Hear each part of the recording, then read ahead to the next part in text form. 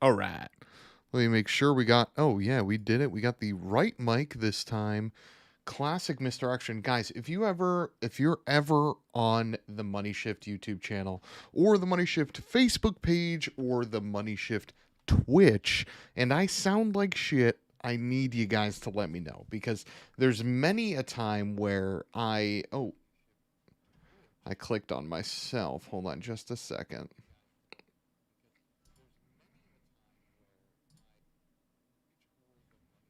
Okay, there we go. Let me make sure. Hello, friends.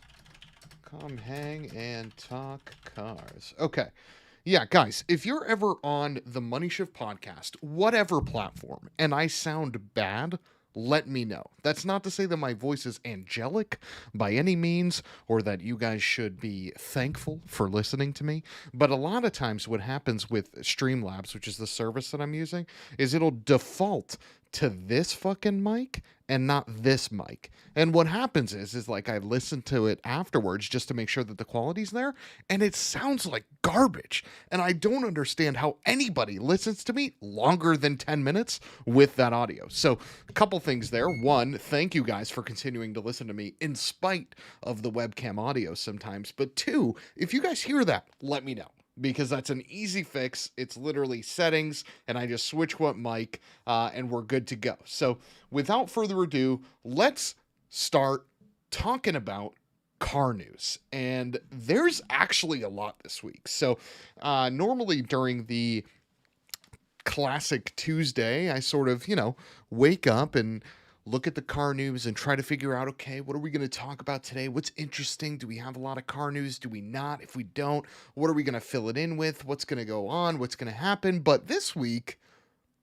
praise be, we got a lot of stuff to talk about. So without further ado, we're going to jump right into it. But as always, if you guys are following, if you guys are liking, if you guys are sharing, if you guys are commenting, or if you're not, do it because I want this to be a discussion. So if there's any topics that you guys have that you want to talk about that, that's either relevant to what I'm talking about right now or isn't, and I can get to it later, just toss that into the chat after you hit that like button, and we'll definitely get to it at some point during the stream. Okay, let's begin. So again, guys, I am not an aerodynamicist by any means. So I'm not going to tell you anything about how these cars look in terms of their aerodynamic feel or if there's any changes to the nose or any humps or any rear wing end point changes or like they changed a small thing on the shark fin or the halo, like whatever. I can't, guys. I went to school for marketing. I was briefly went to school for accounting, right? Like I don't have the engineering experience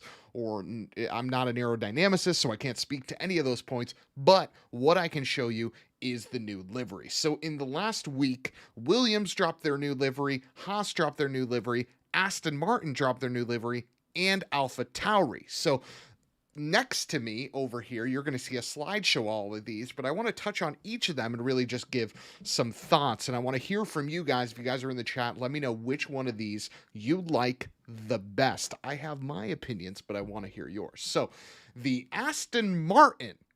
Guys, let's remember this is a Racing Point car that Aston Martin just took over. Okay, so this car last year was the pink car on the Formula One grid. So now it is the Aston Martin green with a slice of pink down the side, and it looks terrific. This car looks amazing. It'll be nice to have a green car back on the grid. I think the last one that we had was a Caterham or Caterham, excuse me. And that car was god awful. So hopefully, not only with the infusion of cash from the Stroll family, but Aston Martin just giving some of their engineering efforts to the brand, maybe they can, compete for podiums like they did this year, maybe even getting a win. So we'll see. Big fan of that car's design. Love that livery. Alfa Romeo is another car that came out in the past week. Not so hot about this one. I think they could have done a lot more. Alfa Romeo has a lot of cool colors to work with. It has a beautiful logo, but I just think it fell short in terms of, being relatively exciting. You got Alpha Tauri here, which is Red Bull's B division. It's just as impressive of a livery as it was last year. It's nothing really too shocking here, but it's very clean, very simple. Love the blue. And if you guys don't know, Alpha Tauri also is a line of clothing. Really, really expensive. Go check out Alpha Tauri Fashion. It is like, I'm talking, $200, $300 sweaters, etc., etc. You got to keep the drivers paid driving this thing. But it definitely looks the part. It is a sharp looking car. I didn't show the Red Bull because, to be quite frank, the Red Bull car looks almost exactly the same as it did last season. But the car that shocked the most people, without any doubt, was the Haas car. So this is just the livery of the Haas car. This actually isn't the new model. That comes in a couple weeks during preseason testing, but you cannot ignore the Russian influence on this car. And we talked about it a couple weeks ago, but Nikita Mazepin is the family that is funding this car and this team for the most part, and it is no doubt the reason why the primary colors on the Haas car are red, white, and blue, but they're in the Russian flag formation, to the point to where it was even looked into, because the Russian flag cannot be used in sporting, events, right? It's not at the Olympics, it's not at any other big events, but apparently it was deemed not a violation of that, so it will continue to be allowed to participate. I wish they would have had two separate liveries, one for Nikita with the Russian flag like it is now, and one for Mick within the Rich Energy car, which is a really sharp black and gold. To even last year with the gray, red, and white, it was a good looking car, So to see them go into sort of this drastic direction where now it just looks like, Russian shills over there at Haas is a little bit of a drag, but whatever. At least it brings a relatively good-looking livery to the lineup. I think there's a lot of really good-looking cars this year. There aren't really any bad ones. Like even the Alfa Romeo that I touched on, which is showing right here, is fine. Like it's not a bad livery by any stretch. I just think, given all the other cars on the grid, I would have loved to see just a little more out of the guys over at Alfa. But that's a quick livery review of the cars that came out. Just to summarize, love Aston Martin, love Williams. I'm mixed on Haas. I hate that it's Russian. It's also hilarious that an American team effectively has a Russian flag on their car. There's a lot of irony there, right? I don't have to be the one to tell you that. And the AlphaTauri car looked good, but anyway, enough about the Formula One stuff because, like I said, I'm not an aerodynamicist. We'll talk about the season in review, and Drive to Survive starts March 15, which, remember, guys, you got to check that out. It is an awesome show. But let's move on to some more Honda stuff. So Honda actually released the first Level 3 autonomous car for sale. And that is this guy right here, the Honda Legend, which those of you in the States know this as an Acura RLX. But just as a reminder, what is Level 3 autonomy? So Level 3 autonomy is conditional automation. What that means is it has the ability to detect the environment. The vehicle can perform most of the driving tasks, but human override is still required. This is the last level of automation before human sort of like attentiveness isn't as required, right? Once you get to level 4, once you get to level 5, the amount that a human has to interact with the system really gets greatly reduced. But level 3 is that last one where a human sort of like has to like have the hover with their hands, the hover hands. You don't have to touch the wheel, but you got to hover. You know what I mean? I love the design of this Legend, and I'll tell you why. Because this car doesn't look like an autonomous capable car, meaning it doesn't have exposed sensors. You see them right there in the exhaust. They're right to the left of it. You see those sensors there? But they're not crazy. This still looks like a regular Honda Legend or Acura RLX. There's nothing to stand out here, right? And that's very commendable for Honda to be able to do that. This car has sensors that determine the position of the vehicle, and it leverages road conditions using data from 3D high-definition maps as well as a global navigation system. Like I said, the surroundings are detected via sensors. You can see them sort of in this graphic here. They're in the bumpers, front and rear, as well as the windshield.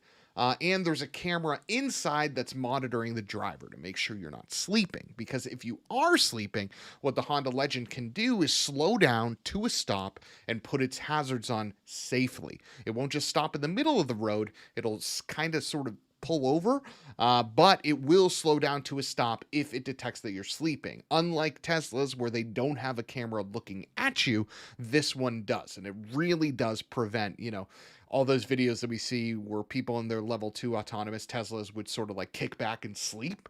That's not possible in the Legend because it has that camera facing you. Honda has done over 800,000 miles of real world testing, and this car can perform lane changes on its own. It can drive and steer with no hands on the wheel on the highway, and it'll take full control over in traffic. So you literally don't even need to pay attention at all. Derek said, do those cameras record? How do they work? Do you know? Great question. Let me actually move the chat here. I don't know why it's... There we go. The cameras don't record in terms of the fact that they're not sent to anyone. It's not like Honda is monitoring all its level 3 autonomous drivers. They do record briefly for information that can be used for accidents. So if this Honda Legend gets into an accident, that system could be recovered in order to see your attentiveness come that time, right? And I think that's a very useful tool. That's how it's kind of like the black box in airplanes, right? They can see the pilot's activity before a crash, just to see what happened. That's really what a lot of what that front-facing camera is for. It's not being actively monitored by anyone. No one's sitting in a boardroom watching you. Past that, I don't know more than that, but that's the extent of my knowledge on the product. I think it's hilarious that someone before Tesla was first to market with level 3 full autonomy. There's no doubt that Japan helped Honda pull off this feat in terms of, loosening some restrictions so that Honda could release and sell this car and make that claim as the first to have level 3 autonomy.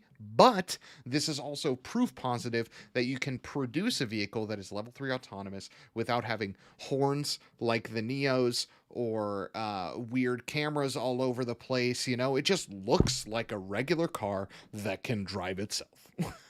So massive kudos to Honda for being able to do that with the Honda Legend. I'm a massive fan of this car. I really like the Acura RLX. I think the Sport Hybrid is a fantastic used buy because they depreciate like rocks because no one gave a damn about those cars when new, and they're actually really good buys on the used market. So if you're in the market for a big-ish sedan and in the 30s and you don't want to pay that big German premium, you want something more reliable, check this out.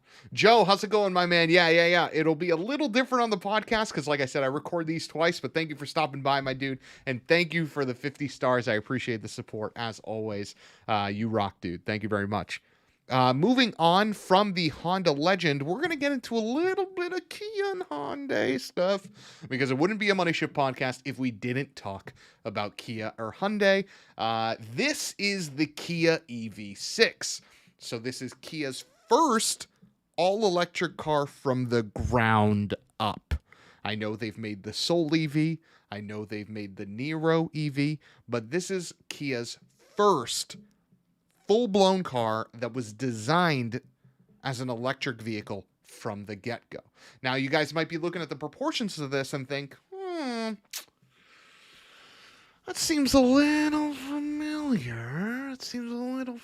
I've seen that somewhere. Brian, shout out. Just sending some love. Can't stay. Love you. I love you too, man. Thank you, dude. Appreciate it. Thank you for stopping by. But before you leave, don't forget to hit that like button. I know you won't, but don't forget. So this is the Kia EV6. This is Kia's first car on the eGMP platform. That platform is shared with the Ioniq 5, which we covered last week, and that's no surprise, right?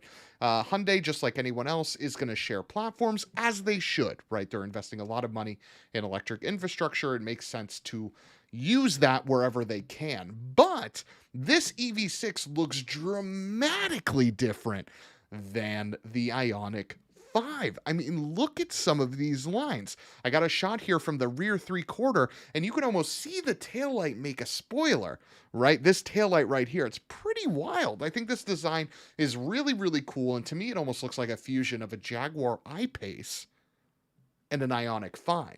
Right? There you go. You can see it right there. See the taillight sort of making that big lip all the way across? I think this is going to be a really, really cool design, and I'm excited to see Kia drop this in early April. As a reminder, okay, the EGMP platform is either rear-wheel drive or all-wheel drive.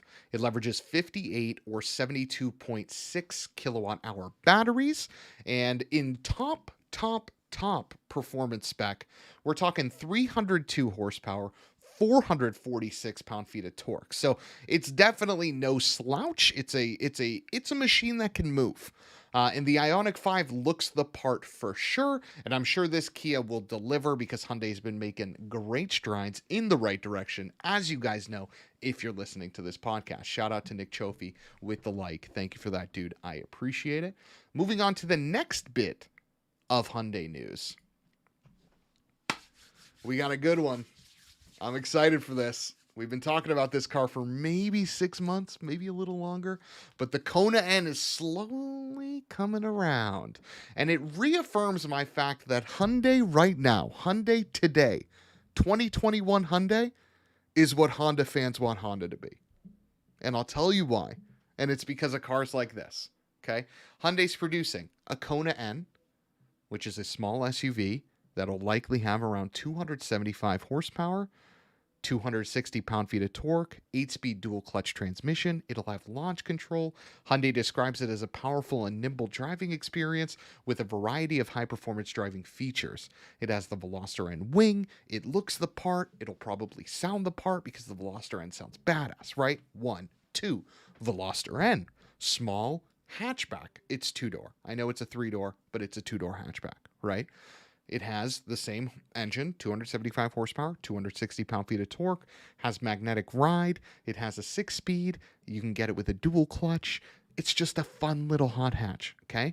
Sonata N, 290-something horse, okay?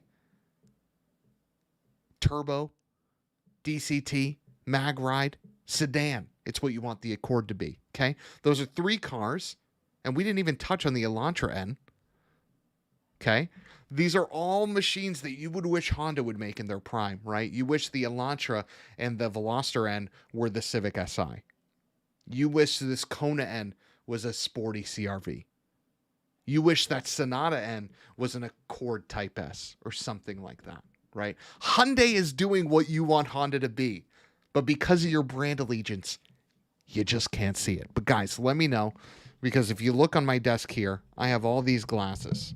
I have so many glasses, guys. I can just lend them out to you. If you guys can't see the light about Hyundai by now, I don't know what to tell you. You're missing out on a lot. Nick nails it when he says poor man's GLA 45 AMG. And that's exactly what this is, okay? Because the GLA 45 AMG starts at something like $50,000, maybe even more now, okay? And you'll probably be able to get this thing for low to mid 30s. And you're talking about something that's fun, something that looks pretty good. I've warmed up to the Kona looks a lot, especially in this updated vintage. I think it looks fucking sick. And the motor's good. The suspension's good. The DCT is terrific, right? They're just nailing it. So if you guys aren't on the Hyundai train, you need to, because they're good machines. And trust me when I say that. There's been a couple friends that have reached out to me asking me what kind of car that they should be looking at. And I've recommended Sonata N. I've recommended Veloster N. To which I've been met with some blowback, right? Because they're like, hey, T, why would I get a Veloster N when I can get a Civic Si? Hey, T, why would I get a Sonata N when I can get an Accord? And I'll tell you why. Okay, because the Civic Si is slow. Because the Civic Si stock has rev hang. Spend the extra couple K, get yourself a Veloster N. Why a Sonata N over an Accord? Because it has a pulse. Plain and simple, right? And these friends, they go out and they drive the car because I said, hey, you don't have to buy it, but just go give it a whirl. Just go give it a drive. Check it out. Go take a look. And you know what they do? They come back to me. It's always the same. If I had $1 for every time this happened, I would be a millionaire with every single Hyundai in my garage. They all say Thanasi. God damn it, that car was good. God damn it. I have 2 friends buying DCT Veloster N's, and I have one buying a Sonata N. Why? Because they took their brand allegiance and they curried it right into the trash. And they went to go drive some Hyundais, and they fucking loved them. And you should do the same. Derek says, is there going to be a major Genesis Coupe overhaul with all this performance knowledge Hyundai is acquiring? Great question, Derek. There's actually one car that I'm particularly incredibly excited about that should be coming within the next 2 years from the Hyundai Genesis brand. And right now they're having an internal dilemma about if they should call it a Genesis or a Hyundai. That car is the one that has been labeled as the RM20. And for those of you that don't know, this is their mid-engine Veloster prototype that you've been seeing that I think has had 4 different concept variations. Hyundai right now is deciding whether they should make that upscale and be like a $60,000 mid-engined like luxury hatchback thing, or if it should be like a $40,000 to $50,000 Hyundai. They're in that dilemma right now, but that's where we could see a Genesis Coupe come in. Another world, there's people think there's going to be a Genesis Coupe coming that's a coupe version of the G80 that could be sort of like an E-Class coupe rival. That would be exciting because the design of the Genesis G80 would translate fantastically to a coupe, and they have the engines, right? That 3.3 twin turbo or the 2.5 turbo to rear wheel drive. So they definitely have the ability and the chassis and the knowledge. They just got to put 2 and 2 together. But the RM20 is something that I'm really excited about. And if you guys haven't seen that, go to Google, type in Hyundai RM20. We'll do it at the end of this podcast so we can go over it, but that's something I'm fucking jazzed over. Matt Murgo, what's up, bro? How you doing, my man? Hope all is well with the TSX family. Shout out to TSX clan. Nick Chofie says, I want an Elantra N hatchback in the States. I hear that, man. I hear that. Trust me. I think the Elantra GT, which is the Elantra hatchback that we get, is one of the better looking cars sub 30,000 on the market today. And while you can't get an full N version of it, you can get an N line stick shift. We actually found one for one of our listeners, Ryan, in Florida. You can get one of those for like low 20s, high teens. And you're talking about a stick shift car that makes like in the low 200s horsepower. That's a turbo 1.6, I believe. Really capable machine. Yes, it doesn't have the crazy diff. Yes, it doesn't have the suspension of the Veloster N, but for a daily driver, it's just as much fun, if not more fun than a GTI that doesn't have the performance pack with the diff, right? So you can get all the looks and most of the performance, especially for daily driver, where you don't necessarily realize things like the diff and things like that. So definitely check that out if you're interested in the car overall. But yeah, I mean, guys, I'm going to keep shouting this from the rooftops till everyone comes around. But Hyundai's definitely doing big things. And if you're not in tune, you're missing out. And this is one of them. Shout out to the Kona N. Okay. Enough about, my not sponsored Hyundai minute here on the Money Shift. Okay. Hyundai, if you're watching, by the way, I'll take a loaner. Thanks. Okay. Let's talk about Peugeot. Remember Peugeot? Why? That's an Alpha. Hold on. I promise this is all irrelevant. I'm not just fucking up and making crazy mistakes. But Stellantis has announced that Peugeot is not coming to the USA. I repeat, Stellantis, which is the new company that is the parent company to Fiat Chrysler Automotive and PSA, has announced that Peugeot will not be coming to the United States, which was a previous confirmed from Stellantis. Okay, they said that Peugeot was going to come. Now they said it is not, and instead they're going to focus on Alfa Romeo and Chrysler. Quote, new context of Stellantis with a strong... Wait, that's not the right quote. Oh, yeah, okay. So they want a strong presence on U.S. market leads to focus on existing brands. This is why Larry will develop Alfa Romeo in this market. So Larry Dominique is the new president of Alfa Romeo North America. Larry spent 14 years at Nissan North America between the years of 96 to 2011 before transitioning to TrueCar and then transitioning to the Alfa Romeo brand. So he does have some experience in the product planning industry at Nissan. Hopefully, this sort of added focus from Stellantis on the Alfa Romeo brand can not only elevate them, but bring to us some new models. Yes, it's a drag that we don't get some of these cool Peugeots that we outlined when we talked about Stellantis bringing Peugeot to the United States.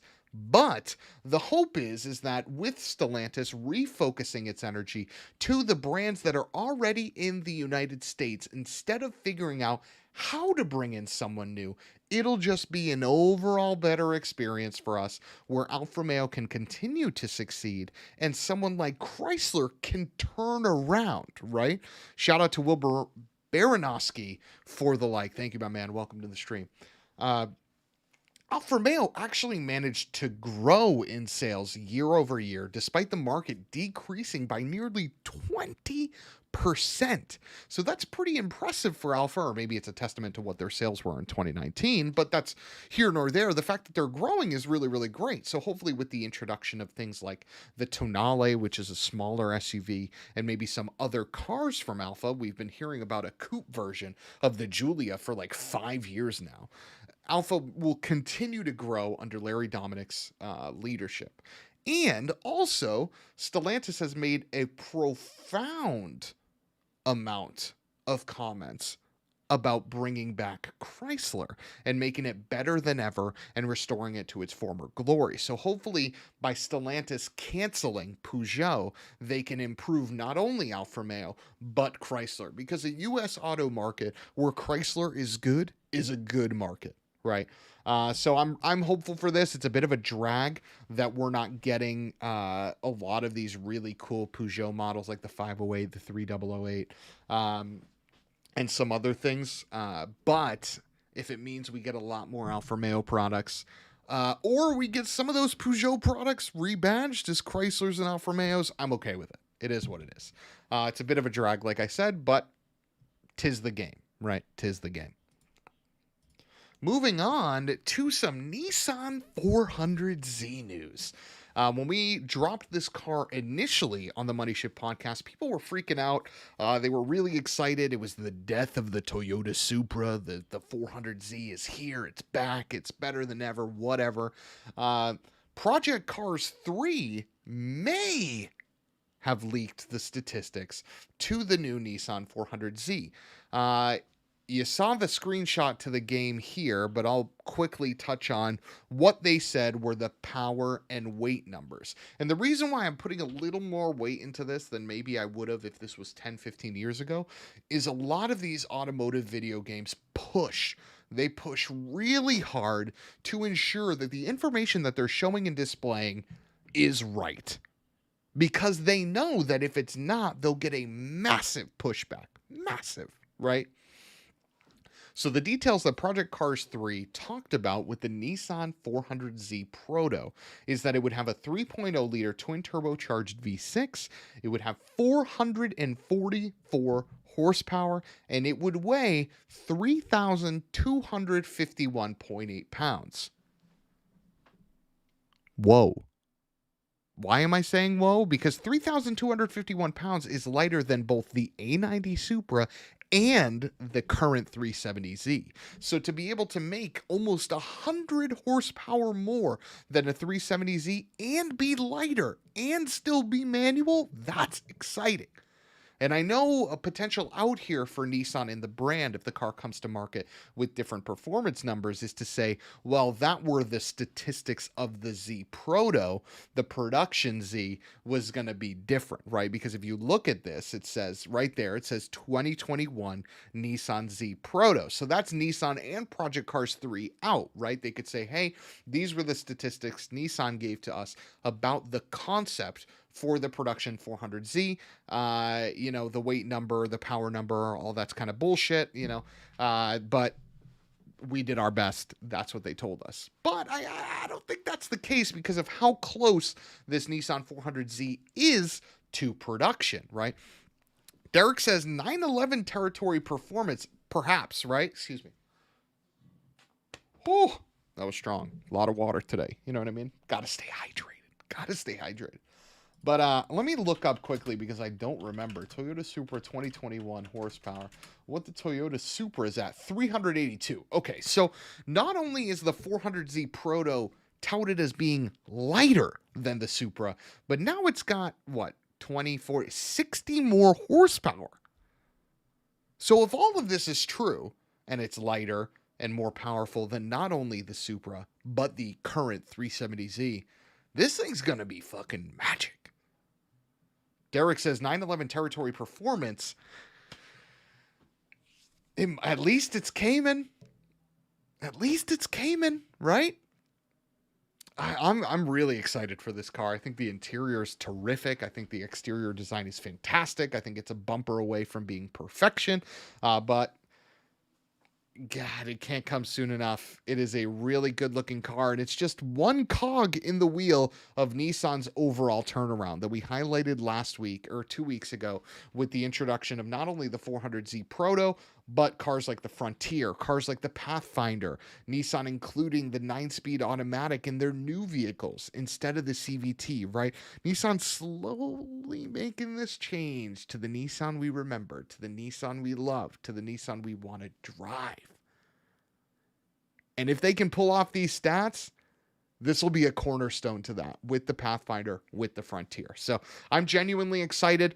I think it'll live up to all expectations. I think it'll likely be this performance. But again, this is a video game. So like I said, they could just call it, hey, this was the Z Proto's performance and not the actual one, and just release a car that has 10 horsepower and costs $100,000. And now we're all fucked. But I don't think that's going to be the case. I think we'll be all right here. So I just wanted to leave that info with you guys. And you can find this car on Project Cars 3. I think there's like some DLC called like the Power Pack or whatever. It's probably like $10. And you can play with the Z Proto today. Now for some interesting news. I'm curious what you guys think about this because I'm very, very, very mixed. Nate, nifty. Yeah, totally agree. I think that car is going to be killer. So this, like Doug DeMuro, this is the Singer Vehicle Designs ACS. And we talked about this car, but this is effectively the no-holds-barred Baja version of a 964 911. And when I mean no-holds-barred, I mean like blank check, make me the best car that could drive to a WRC event, race it, and then drive home. And this is it, right? There's no doubt. Who knows what this costs? You can get your own if you want. This is the the tarmac spec of it in the red, which is killer. But a very interesting thing happened this week. Yeah, this is the epitome of fuck you money motoring. That's a fact. So something very interesting happened this week, and I want everyone's thoughts on this. So Singer removed this car from its website and its Facebook page. So now if you go to singervehicledesigns.com, you do not see this car on its website. And if you go on Facebook, you do not see this car on its Facebook page. Why? Because Porsche complained and they took it down. Quote from Porsche, okay? We are glad to have a growing community of Porsche enthusiasts. They help us to ensure that so many Porsche cars originally built decades ago remain on the road and are still being enjoyed. At the same time, we have a responsibility to our customers to ensure that Porsche products designed and engineered by us can clearly and easily be identified. This can range from an individual component or piece of clothing using our name through to whole cars. We do this by allowing only products created or directly licensed by us to carry the Porsche name. You guys see what they had an issue with? They had an issue with the fact that Singer Vehicle Designs used Porsche there on the side, big Porsche, and on the back, Porsche, and the crest on the front, Porsche. That's their issue. And because they had that issue, Singer had to remove this car from its website. What the fuck? What are we doing? Look at this thing. It's perfect. If anything, what this car does, okay, is foster a want for a Porsche 911 in people that can't afford this, right? Singer is being a great steward of the Porsche name by creating and fostering a generation of people that want to maintain old Porsches and strive to get them to this level. But instead, Singer is being penalized for using the Porsche name as prominently as they did. That's wild to me. Wild. Like, don't get me wrong. Logistically, I understand, what they're saying here, where they're like, hey, we want people to see a car that says Porsche on it and to know that it was, a car that came out of Stuttgart. Okay. But in practice, I don't know. I don't know how I feel about it, guys. I think it was a bad move. I think it was a very bad move. And I'm sure it's all going to be rectified. The car's still going to be created. I mean, it was created. There it is. It's a real thing. This isn't CGI, right? But for Porsche to go to those lengths to get Singer to take it down from not only its website, but its Facebook page. Come on, man. Like, what are we doing? What are we doing? That was so frustrating to me. So frustrating. And we'll see how this continues to evolve. Some people are thinking and theorizing, okay, if we're going to get into this little realm, that it's because of this right here. That's why this car was taken off. And it's that rear design. Singer got the okay and the blessing from Porsche to continue its 964-esque type Porsches, right? And it says that when they say, quote, they help us to ensure that so many Porsche cars originally built decades ago remain on the road and are still being enjoyed. Boom. They were allowed to do that. But once they start going in this direction, where they're creating a car that looks like a modern Porsche, or maybe looks like a 959 a little bit in the rear instead of a 911, now Porsche's feeling it. And they're getting a little bit of pressure.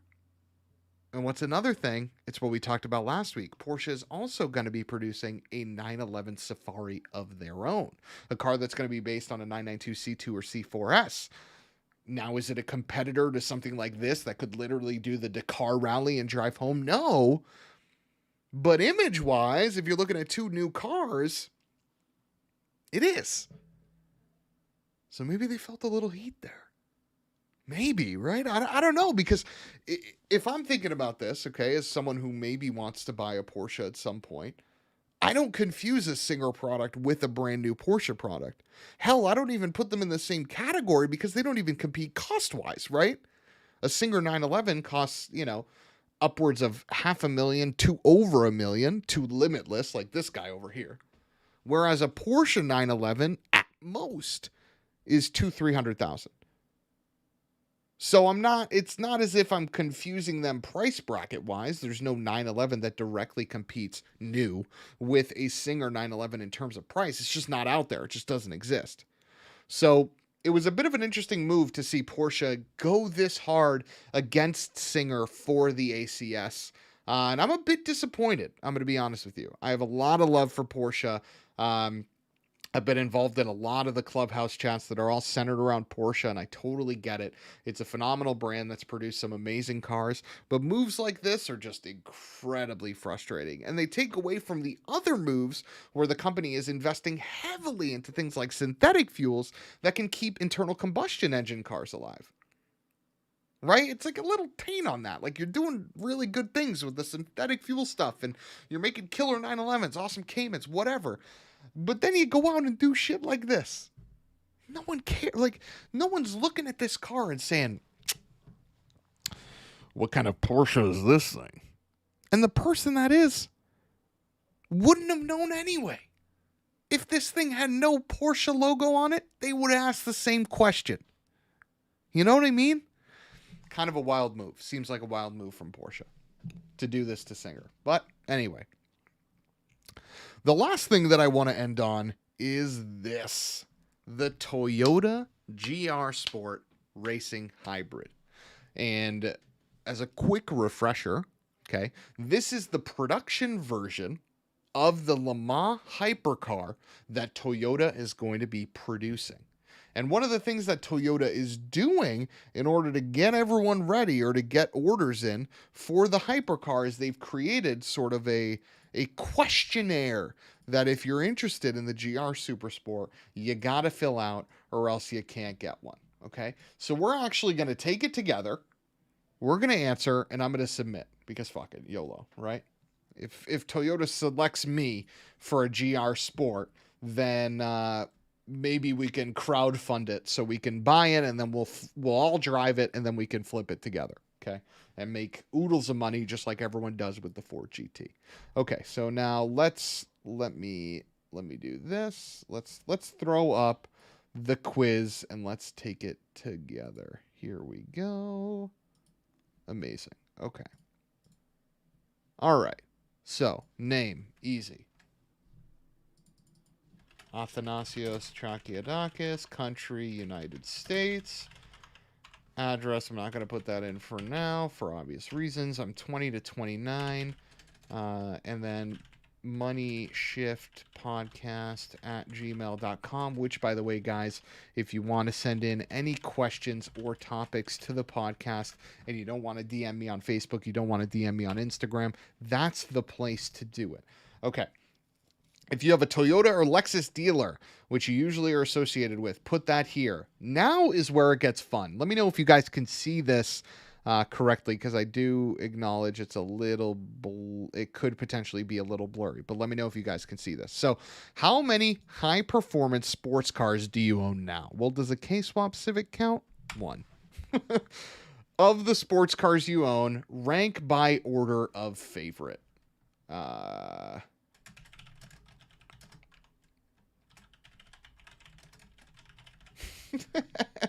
Honda Civic, Volkswagen Phaeton.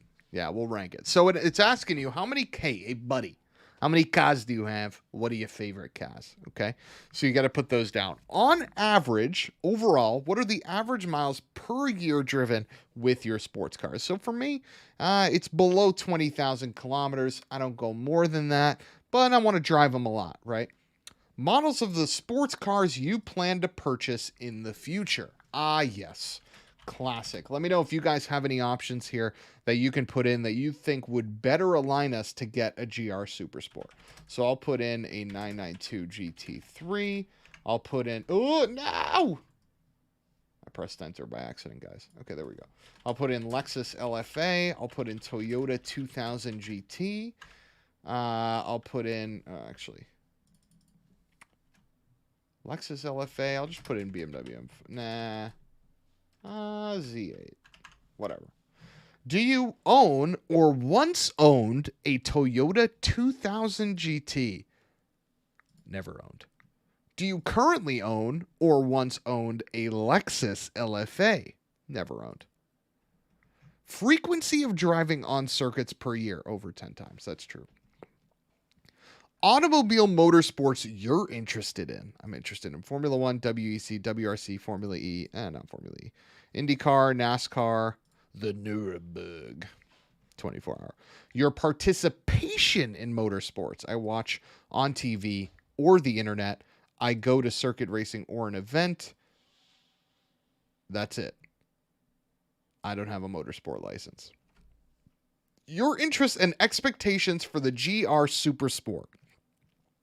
The road-going hypercar, its exterior design, durability or reliability to win a 24-hour race, the hybrid system, the rarity, Toyota's attitude that they should make sure that cars are fun for the next 100 years. Love this. I think mine is this. The road-going hypercar concept for the WEC Le Mans. Intention to purchase GR Supersport. Will buy by all means. That's true. Agree.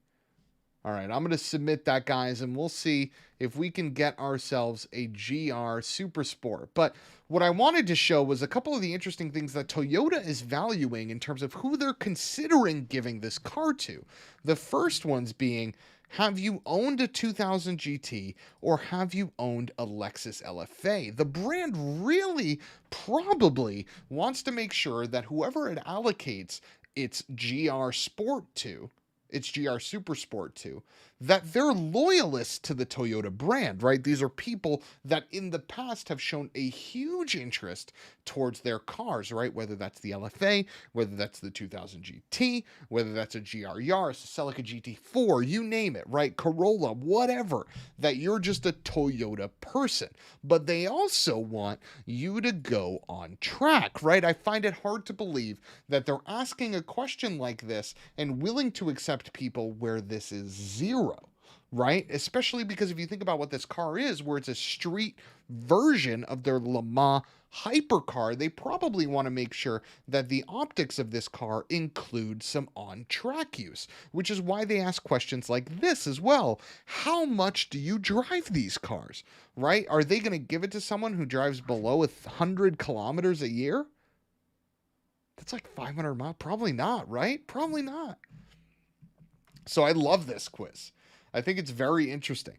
And it's something that now seemingly a lot of these car makers are doing instead of, doing this sort of like Ford GT-esque approach where, you're submitting a video and all this jazz, right? It's very similar to that. But I love the questions and love the direction that Toyota decided to go on with this video. I think it's really interesting. And like I said, big, big, big, big fan. And I'm going to submit. I'll submit right after this. I'll finish inputting personal information and I'll hit that go button and we'll see. Does Toyota reach out? Do they tell me to just F off because I clearly don't have the money for a GR Super Sport or something different? We'll see. We'll find out. But, yeah, that was the biggest thing. And guys, thank you so much for tuning in today. If anybody is watching that has a topic that they would like to cover, by all means, let's talk about it. Let's get into it.